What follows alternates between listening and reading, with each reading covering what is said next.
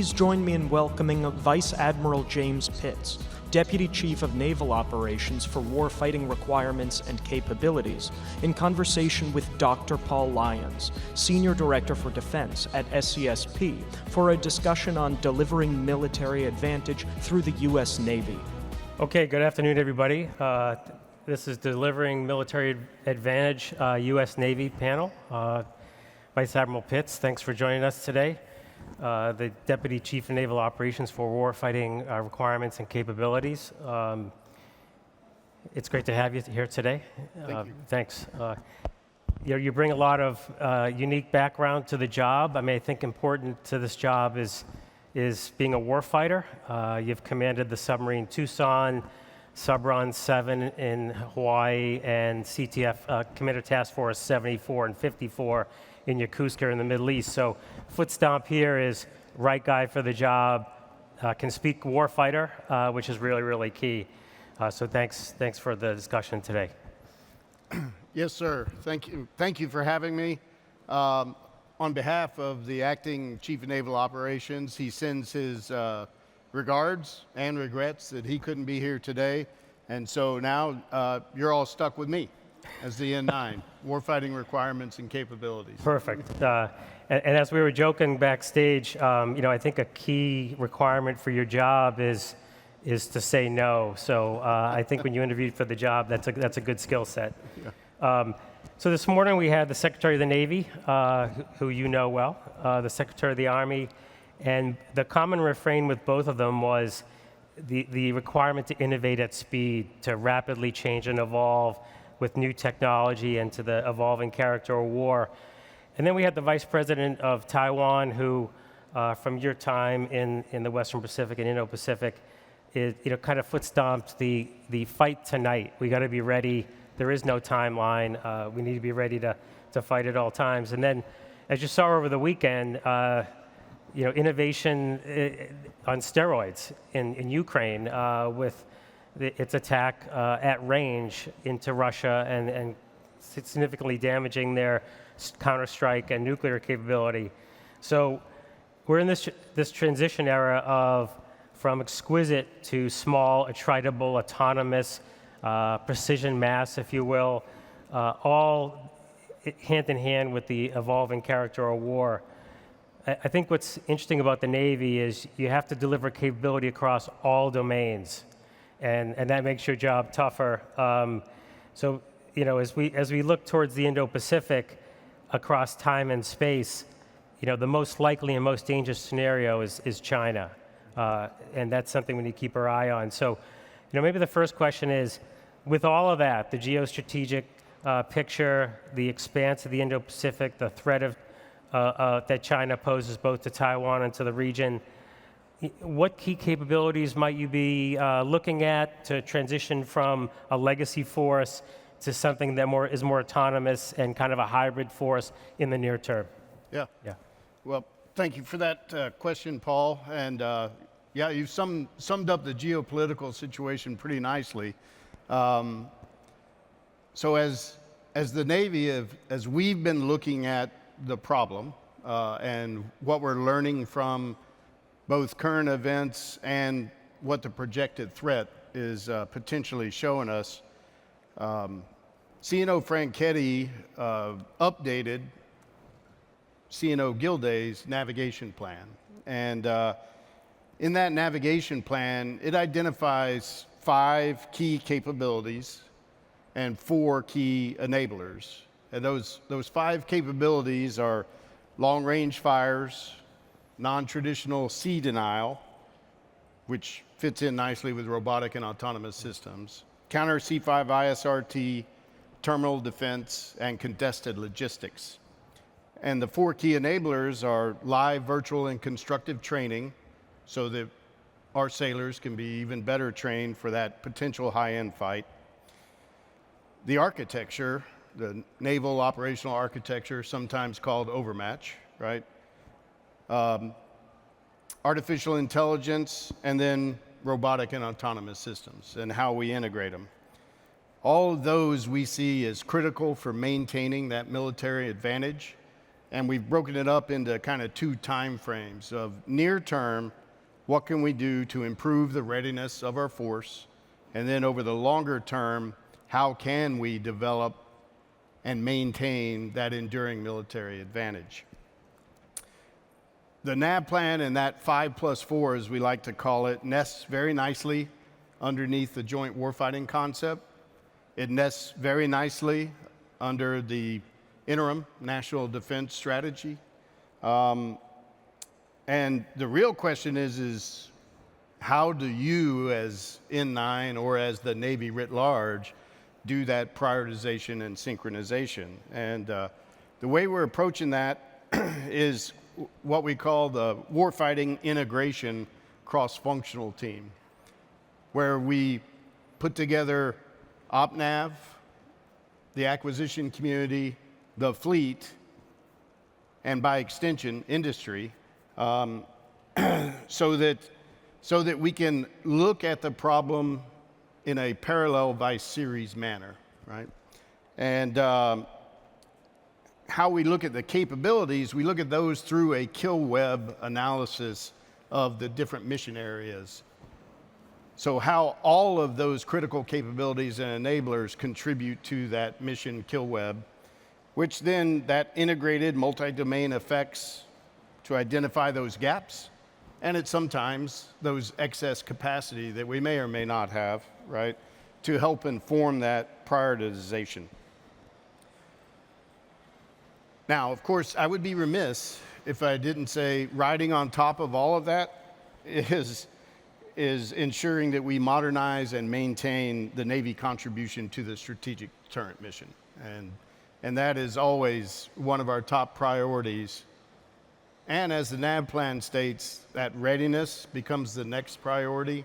And then these capabilities that come out of that 5+4, with capacity being our final priority. Yes, sir. Yeah, thanks for that.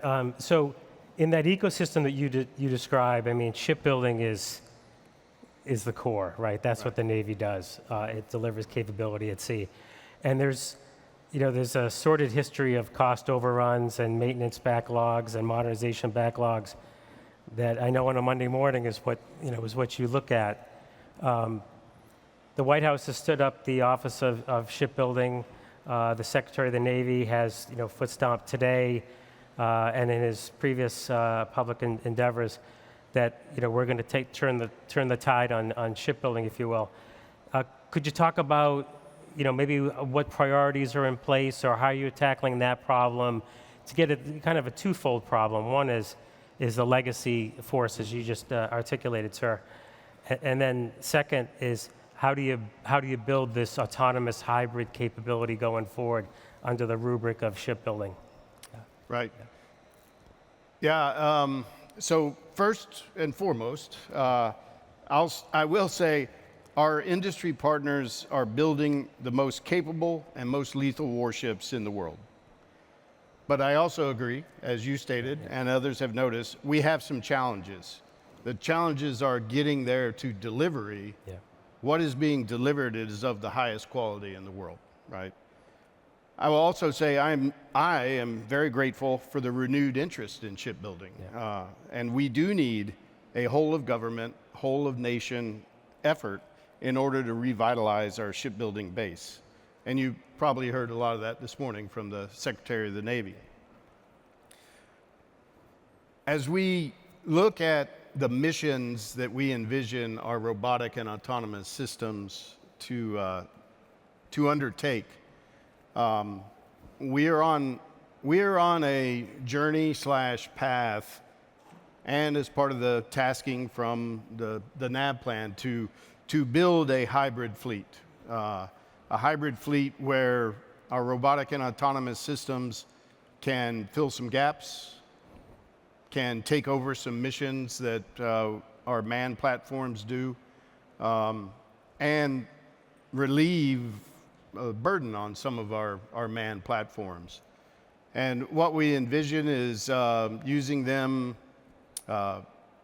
whether it's containerized or integrated, depends on the application, right?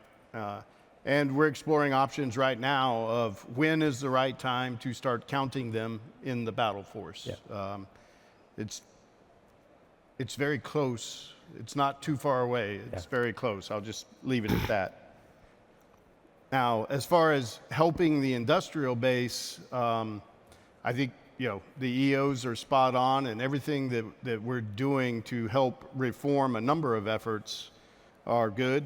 To me, some of the near-term actions include that strengthening the industrial base resiliency, through initiatives that our recently stood up Maritime Industrial Base Office is executing, focusing on workforce development, supplier development, shipbuilder infrastructure improvements, strategic outsourcing to kind of relieve some of the burden and some of the heavier burden shipyards and get some extra capacity by that strategic outsourcing, and of course advanced manufacturing techniques, right?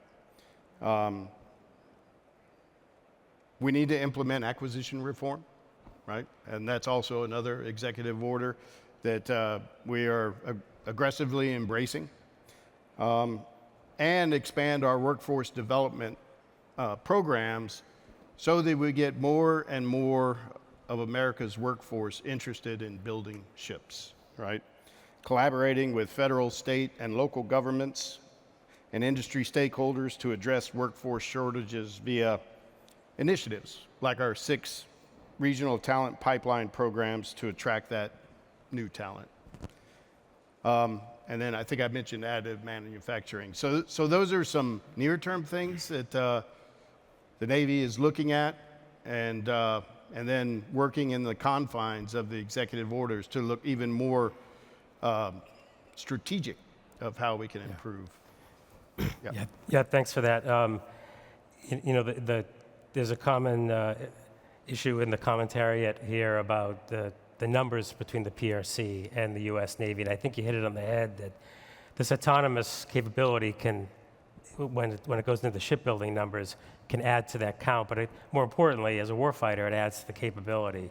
So there's great companies like Saronic, Saildrone, Blue Water Autonomy producing this, and I think you hit it on the head that the private sector is the lead angle of innovation right now, and we need to figure out a way through acquisition reform to get agile capability to the warfighter, right? So that's not for you or I to solve, but it's something that certainly needs to be done. One of the initiatives at SCSP that we've written about is this notion of a dedicated innovation budget. As you navigate continuing resolutions, the requirement to reprogram money through Congress, that slows down the ability for you to make quick decisions and put money where it counts. Any thoughts on the innovation budget concept from where you sit? Yeah, I got plenty of thoughts there. Let me start out with saying, this is my 6th tour in the Pentagon in either acquisition requirements, things like that. And I guess I would start with saying, we should always be asking ourselves if we are maximizing efficiency and effectiveness, or if we're stagnating in the status quo. And if we find ourselves in the latter, then we absolutely must think, act, and operate differently, and look at how we can achieve the end state quicker, better, more efficiently.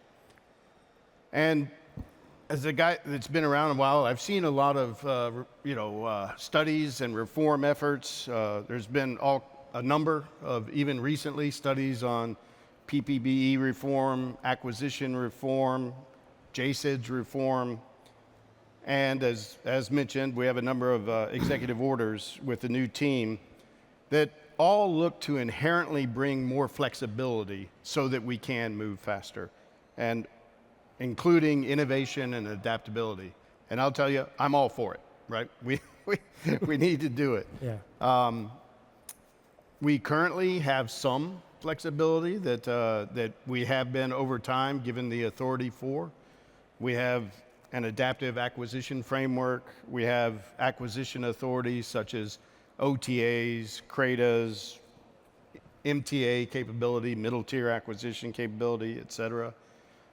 And there are certain pockets or teams of innovation that does have budgets that they are a little bit more flexible with. And I think of entities such as DIU, SCO, DARPA, and others, so that they can move more rapidly. So recently inside the Navy, we've also been trying to tackle that, even before some of the executive orders came out over the last few years.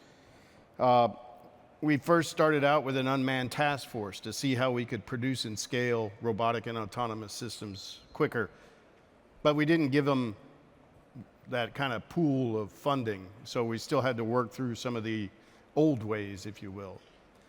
We transformed that to the Disruptive Capabilities Office to then take on things that were more than just robotic and autonomous systems.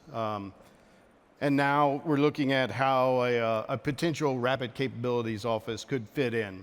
And of course, it was mandated in the NDAA, so we're working through how we stand that up and ultimately hope to have at least a little bit more flexible funding to work with.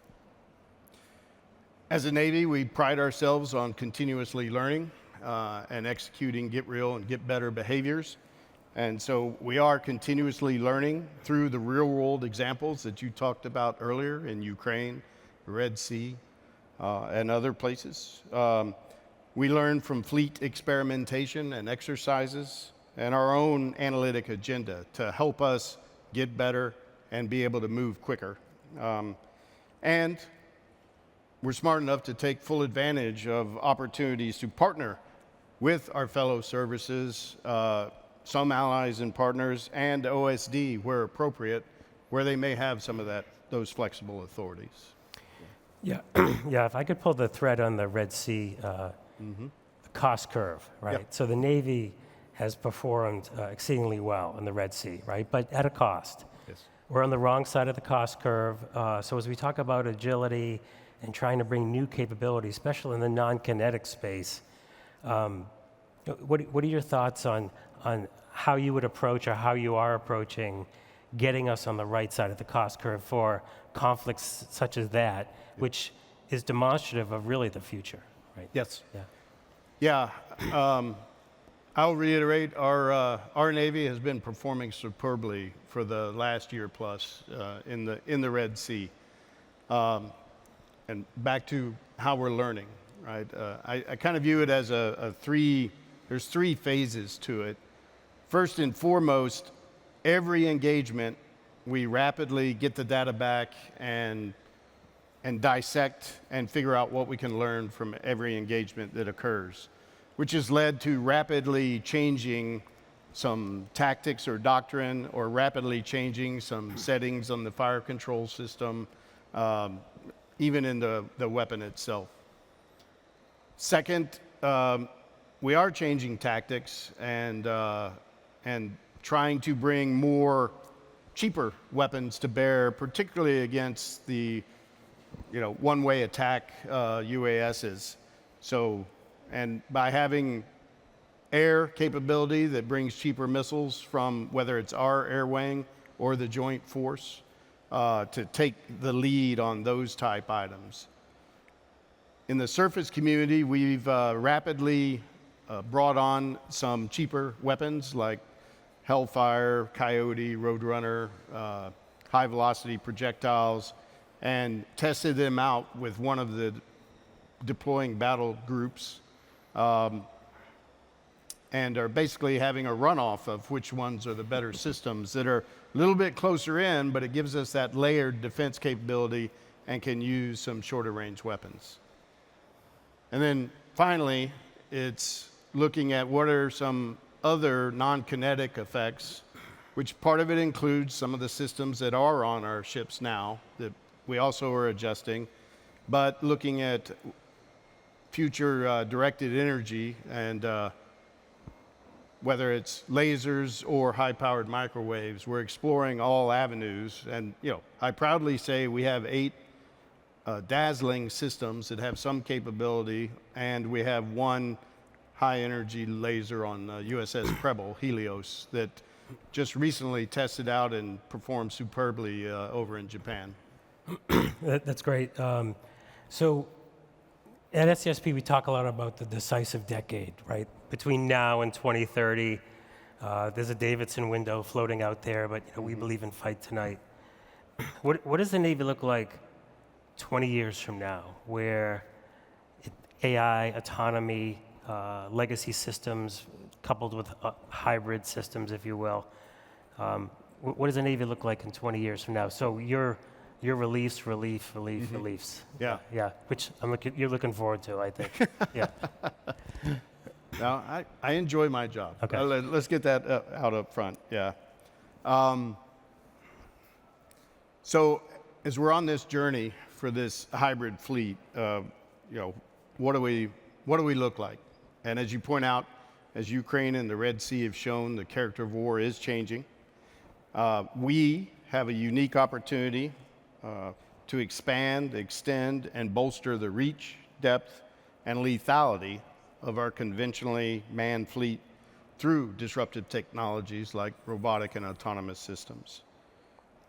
To drive change in our robotic and autonomous systems and our approach, we have needed to align warfighting requirements, acquisition, financial management, and the fleet in support of unmanned integration. And back to this, let's do things faster, let's do things in parallel and not in series. And we've established the Robotic and Autonomous Systems NIF, or cross-functional team, to do just that. How do we produce and scale quickly? The teams have established the need, but I challenge them to keep asking kind of 6 key questions of how these systems are going to fit in so that we know have a better idea of what that hybrid fleet's going to look like. And those questions are, what is the mission that we want them to do? And that needs to be answered both at the strategic level so that we can inform force design and plan longer term in advance, but also near term in the operational and tactical level of what is the mission that we want to do. It's not the platform, it's what is the effect or mission that we want to have happen. Then we got to ask, how do we get the platform there? And part of that kind of goes into the challenge in the Western Pacific of distance. And so how do we get them there? Then how do they stay there? Which goes to logistics, resiliency, and power, right? Am I okay with it not coming back? So do I consider this effector attritable or not, right? And then back to how are they acquired and scaled, and finally, how do we rapidly adapt them? Kind of back to the changing character of war. The cycle is moving on a weekly, daily basis of making changes and tweaks to these things. So we have to be better prepared to be in that cycle of how we change things. And I will tell you, even right now, robotic and autonomous systems are catalyzing the fleet in all domains. Some are replacing manned systems, some are filling gaps, and some are relieving the burden of manned systems executing operations in every single domain: air, surface, undersea, expeditionary. It's happening today, but I agree we haven't been moving fast enough, and we need to apply some urgency and start moving quicker to achieve that 20-year point of hybrid fleet. Yeah, thanks for that. This morning we had Admiral Paparo via pre-recorded address, which was great. We had him last year virtually as well. For the benefit of the audience, could you talk about maybe his lens of operational challenges and your lens of requirements? Like, what's the connective tissue between those two? How do you stay in touch with the combatant commanders and the fleet commanders to translate those operational challenges to requirements that then industry can build on? Yeah. Yeah. I guess I would say it's at all levels. Yeah. Right? It starts at the strategic level with I guess, the COCOMs, the fleet, and the Echelon 1 staff, if you will, coordinating on strategy, on implementation guidance, on defense planning guidance, all those things. So we're all aligned strategically. And then this process that, needs some tweaks still allows the COCOM commanders and fleet commanders to come in and tell us what their integrated priority lists are. And then we work that into, as I would say, those key capabilities and enablers from the NAV plan and work it through our integrated NIF to prioritize, synchronize, and fill gaps in our key critical kill webs. As we build things, back to that continuously working with the fleet and acquisition, that communication flow occurs all the time. So I would say we are tightly connected to our COCOMs, our fleet commanders, and what we're all trying to achieve. They will say, you're not moving fast enough. And that's probably fair. Yeah. So, last question from me. In the audience, we have private industry, private capital, academia, allies and partners, a whole collection of stakeholders. What would you say to them that you need to make your job easier? How can they help you? Yeah. Well, first, I would say I need to help them also, right? So keeping pace with industry is something that we're mindful of, and we try to achieve working through our relationship with our program offices and then our industry partners. And we also leverage kind of our science and technology pathways to stay on the leading edge. DARPA, ONR, SCO. My team and my team's job is to include industry partners and others, as mentioned, in the initial development of our requirements, so that we understand producibility, scalability, performance, and total ownership costs trade-offs. What I would ask of industry is let's move and be more willing to produce systems that utilize modular open system architectures. I would ask that you be more willing to provide us data and specifications that feed our live, virtual, and constructive-based training models and our sustainment system models, ultimately so that we can better train our sailors and even better improve maintenance. Yeah. Well, Admiral, on behalf of SCSP, we want to thank you for a great panel and for taking time out of your schedule today. Thanks so much. Thank you. Thank you, Paul. Thank you.